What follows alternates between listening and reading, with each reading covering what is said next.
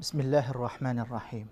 الحمد لله رب العالمين، والصلاة والسلام الأتمان والأكملان على أشرف الأنبياء وإمام المرسلين نبينا وحبيبنا وسيدنا محمد وعلى آله وصحبه أجمعين ومن تبعهم بإحسان إلى يوم الدين وبعد. بینندگان عزیز و گرامی، سلام الله علیکم و رحمته و برکاته.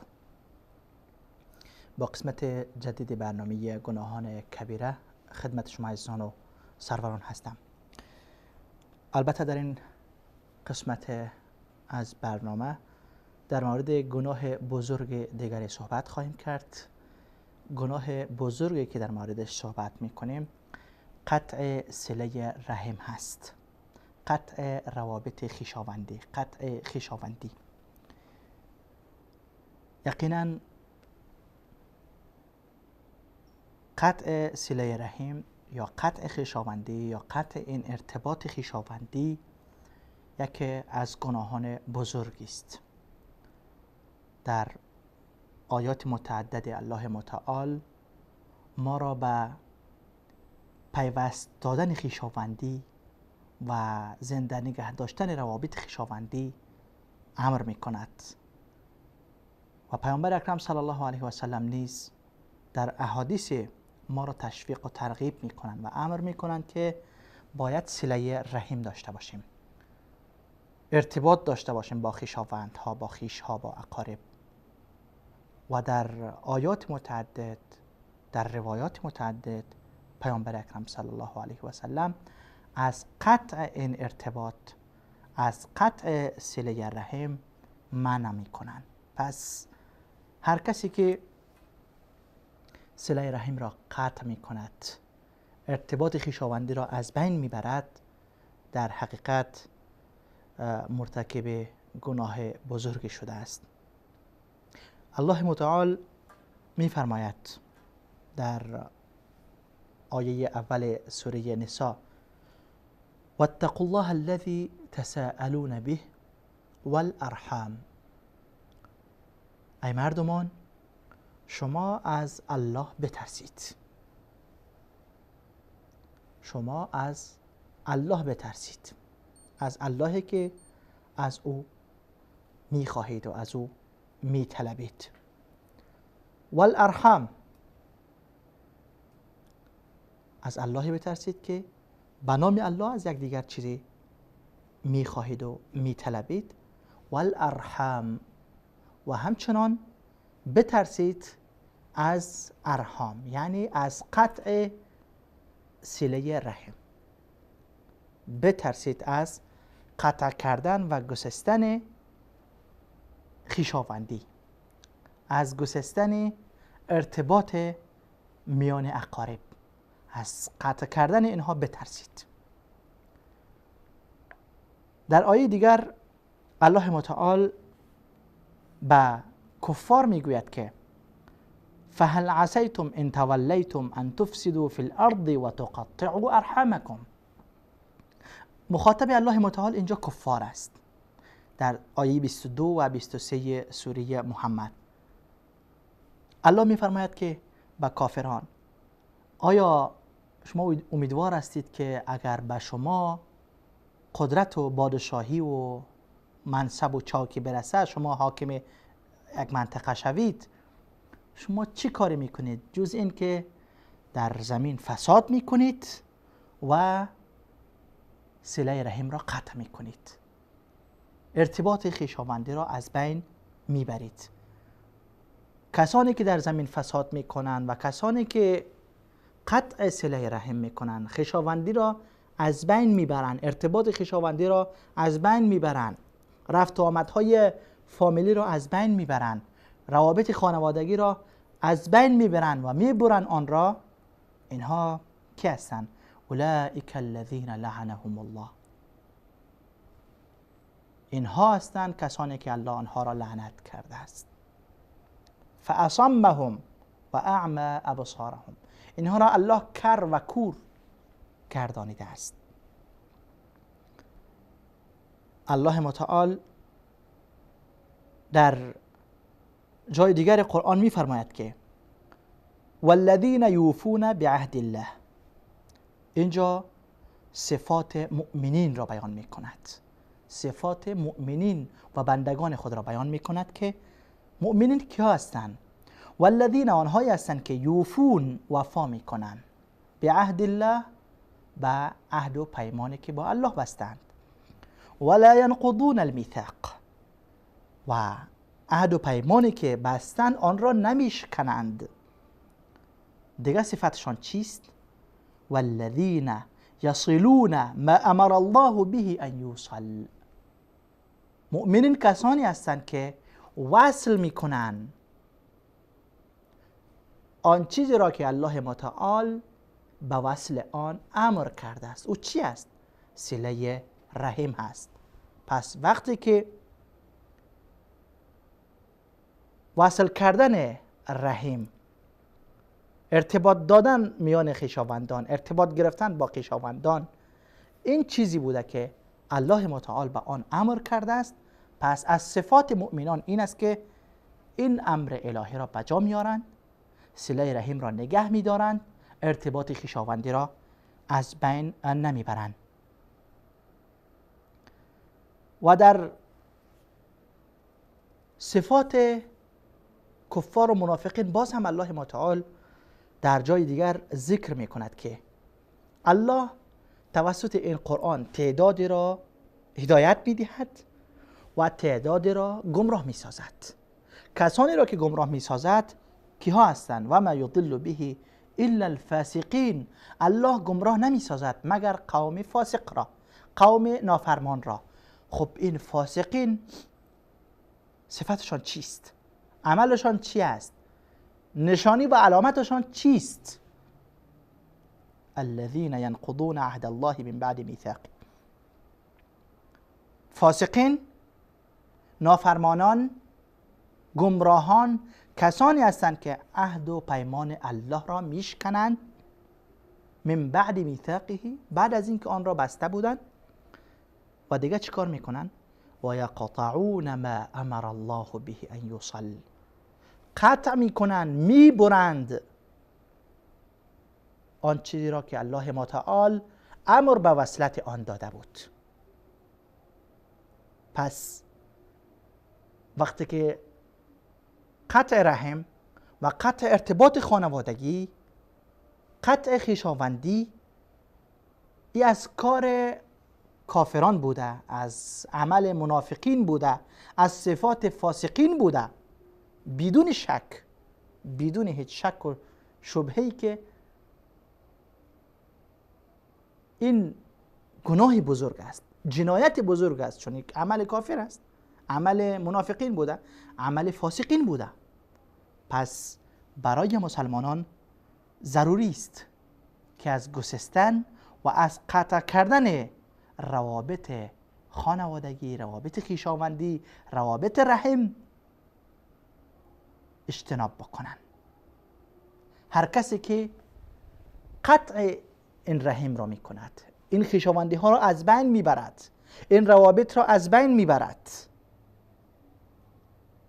اینها در حقیقت مرتکب گناه بزرگ شدند، چون عمل کافران را انجام دادند، شباهت به فاسقان را اختیار کردند و صفت و یا علامت و نشانی منافقان را در خود پیدا کردند.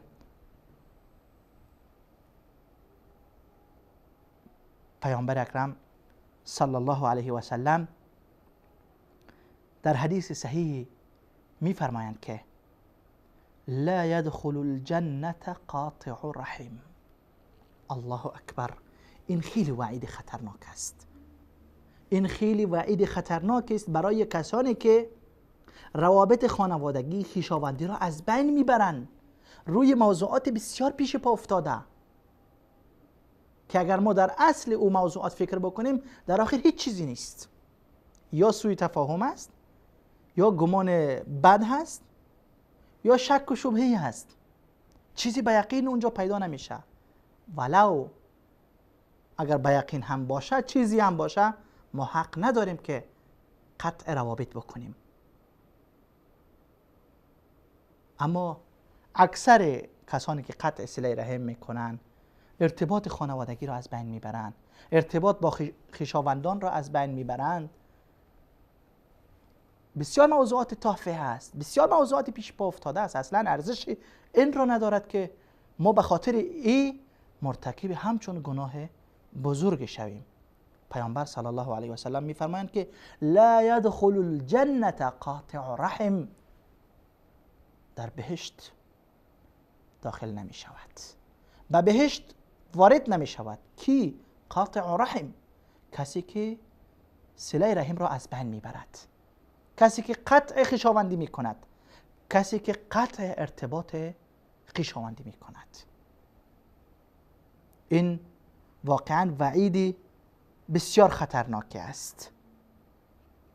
ما به خاطر کاری که از ورود بهشت محروم می شویم، چیزی که ما را از ورود و از داخل شدن بهشت باز می دارد، یکی از او چیزها قطع رحم است.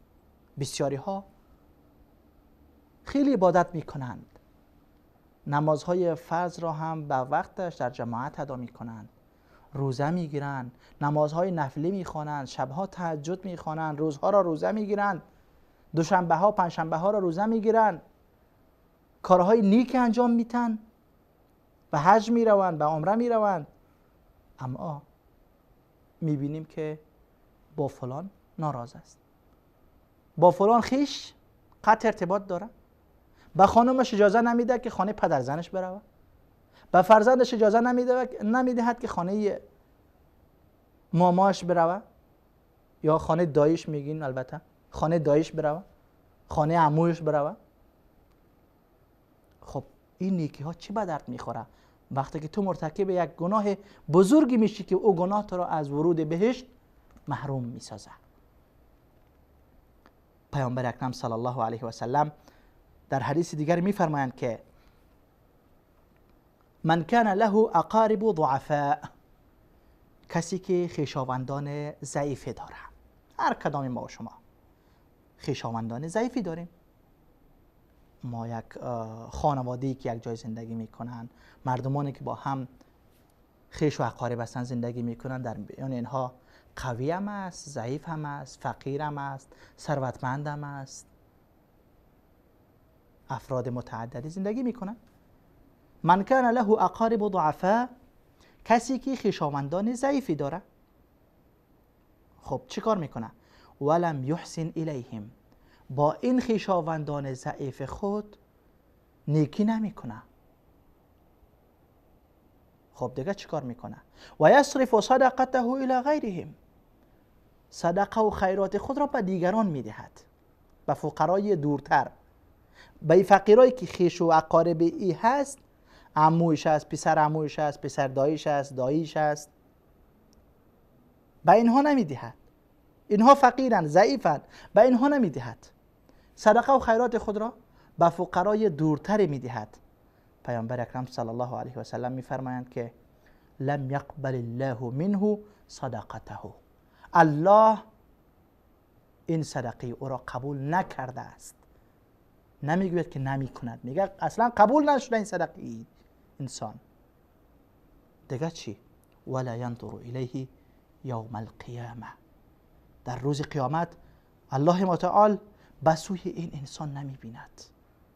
او خوشحال است که من دارم صدقه میکنم، به فقرا و ضعفا صدقه میتونم، اما صدقهش مردود است، الله صدقه او را قبول نکرده است و در روز قیامت هم به سوی او نمی بیند.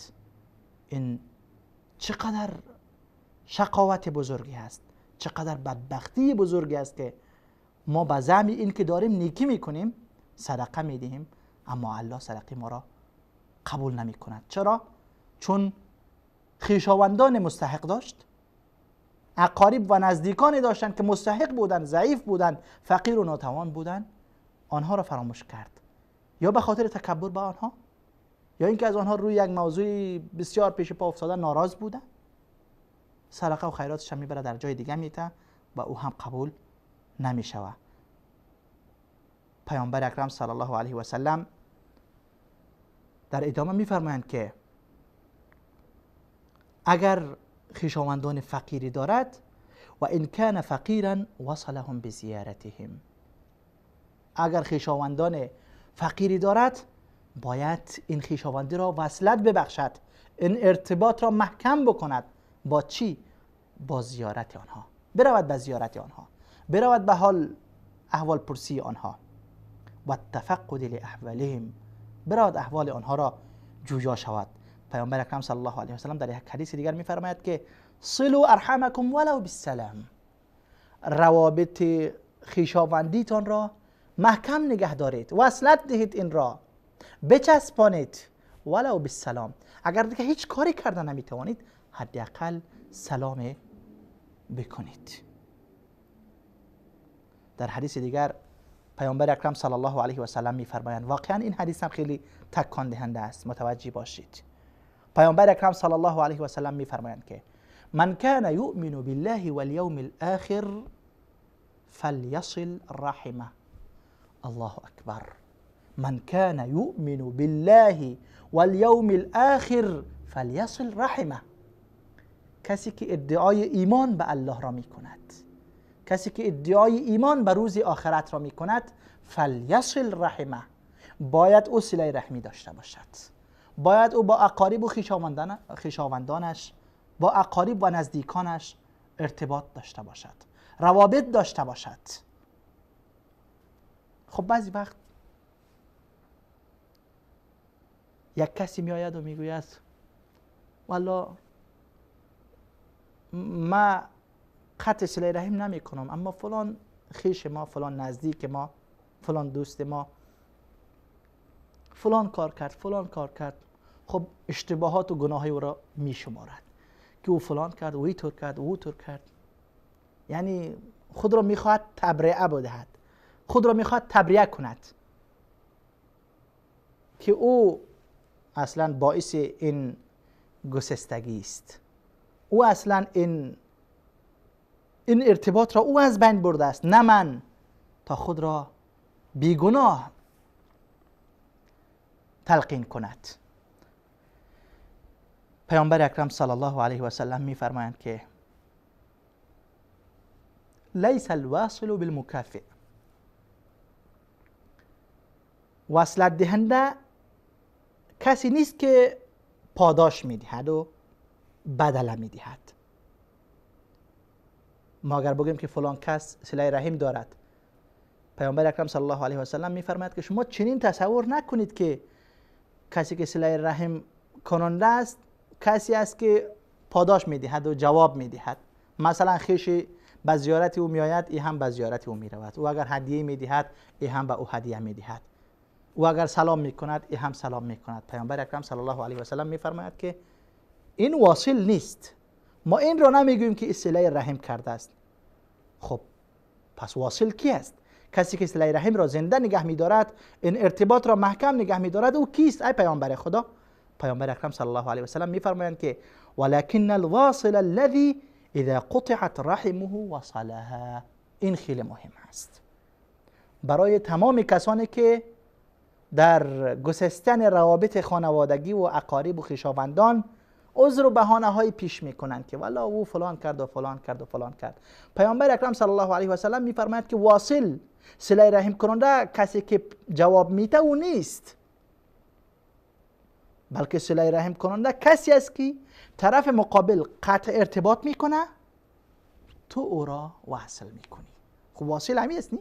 واصل همی است که او قطع بکنه تو را بچسبانی. واصل چه معنا؟ کسی که میچسبانه، دو چیز را با هم پیوند میده. خب همی قطع شده باشه که تو را بچسبانی و پیوند بتی. اگر از اول قطع نشده تو چی را پیوند میتی؟ خب او هم به زیارت تو میآید، تو هم به زیارت او میری، او هم احسان میکنه، تو هم احسان میکنی.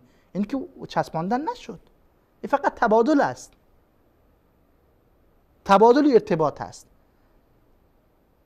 اما وصلت دهنده واقعی کسی است که جانب مقابل قطع بکنه و ما او را وصل بکنیم، او از بین ببره و ما ایره بچسبانیم. او ارتباطات را از بین میبره، ما ارتباطات را قایم میکنیم. این است صله رحم کننده. پس کسانی که عذر و بهانه میتراشن که والا فلان اینطور کرد، فلان اونطور کرد. خب او میکنه، اینجا بر تو فرض است، اینجا بر تو لازم است که او قطع میکنه، تو باید وصل بکنی. اگر میخوای ثواب صله رحم را بگیری، اگر میخوای که از صفات مؤمنان که صله رحم کننده ها هستن تو هم از او جمله باشی، تو باید اینطور بکنی. اگر این کار را نکردی، پس چی فرق شد بین تو و او؟ پس تو از اول صله رحم کننده نبودی، فقط تبادل داشتی بس. اگر میخوای که واقعا صله رحم کننده باشی، روابط را قائم کننده باشی، وصلت دهنده باشی، وقتی که عمویت قطع ارتباط میکنه تو برو درش را بزن. وقتی که پسر عمویت با تو جدال میکنه و ناراض میشه و میره، تو برو سلام بکو، معذرت بخوا، از تو چیزی کم نمیشه، بلکه منزلت و شأن و مقام تو نزد پروردگار بلند میشه. تو به عنوان وصل کننده های رحم نزد خداوند شناخته میشی. پس این عذر و بهانه ها البته به درد نمیخورد.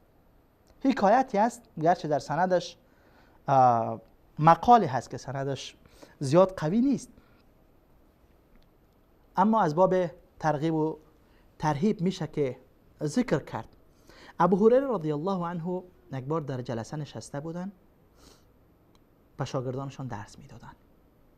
قبل از اینکه درس را آغاز بکنن، ابو هریره گفت که هر کسی که در میان ما قطع ارتباط کرده، قطع صله رحم کرده، از مجلس ما بیرون شود بروه. یک جوان از آخر مجلس ابو هریره رضی الله عنه بلند شد رفت.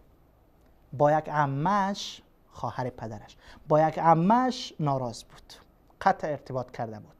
رفت در عمه‌اش را زد. عمه‌اش در را باز کرد، برادرزاده‌اش را دید، خوشحال شد، سلام کردن. گفت تو از من ناراض بودی، قطع ارتباط کرده بودی، چی چیز تو را به دروازه من آورد؟ جوان گفت که ابو هریره در درسش حاضر شدم. ابو هریره رضی الله عنه صدا زد که هر کسی که قطع ارتباط کرده و قطع صله رحم کرده از مجلس ما بیرون شود. به همین خاطر مجبور شدم از مجلس برآمدم و سیده پیش تو آمدم. عمه‌اش گفت بسیار خوب، برو از ابو هریره پرسان کو چرا چنین چیزی گفته. حتما حکمتی است، چیزی هست که ابو هریره گفته کسی که قطع صله رحم میکنه از مجلس ما بیرون شود. این جوان آمد دوباره به مجلس ابو هریره، رفت نزد ابو هریره رضی الله عنه، سلام کرد و گفت شما وقتی که گفتین کسی که قطع ارتباط کرده باید از مجلس ما بیرون شود، من بودم بیرون شدم، رفتم نزد عمم و با او صلح کردم، اما از من خواسته که از شما بپرسم چرا شما کسی که قطع صله رحم میکند را از مجلستان بیرون میکنید و بیرون کردید. ابو هریره رضی الله عنه میفرماید که من از پیامبر صلی الله علیه و سلم شنیدم که فرمودند ان الرحمة لا تنزل على قوم فيهم قاطع رحم. ان الرحمة لا تنزل على قوم فيهم قاطع رحم. یقینا رحمت الله متعال فرود نمی آید، پایان نمی شود بر قومی که در میان آنها قطع رحم کننده وجود داشته باشد. الله اکبر.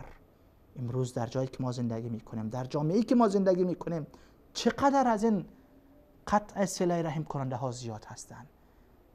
برادر با برادر، خواهر با خواهر، پدر با پسر، دختر با مادر، با عمو، با دایی، با پسر عمو، با پسر دایی، با خویشاوندان و نزدیکان، با دوستان. یکدیگر را میبینیم سلام نمی کنیم، به خانه یکدیگر سر نمیزنیم چون ناراض هستیم، روی چی والا فلان شد و آخرش هم هیچ. رحمت خداوند پایان نمی شود بر قومی که در میان آنها قطع صله رحم کننده ها باشد.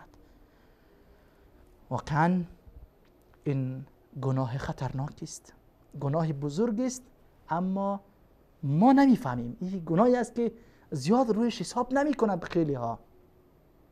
خیلی ها زنا را گناه فکر میکنند، دزدی را گناه فکر میکنند، سودخوری را گناه فکر میکنند، قتل را گناه فکر میکنند، اما قطع صله رحم را انگار که چیز بسیار عادی است. نه خیر، چیز بسیار خطرناک و خیلی بزرگی است. گناهش به اندازه ثوابش هست. کسی که صله رحم میکنه او را خداوند میگه که من او را پیوست و ارتباط میتونم با خودم. کسی که او را قطع میکنه خداوند میگه او را من قطع میکنم، از بین میبرم. گناه بزرگی است. عزیزان گرامی متوجه این امر باشید. با هر مسلمانی که برابر است از نزدیکان شماست یا دور هست ناراض هستید، از امروز دلتان را صاف بکنید، کینه و کدورت را از دلتان دور بکنید، بروید به او سلام بکنید و از صلح و آشتی بکنید. مبادا که خداوند به خاطر قطع این صله رحم رحمت‌های خود را از ما دور بکند و از ما منع بکند.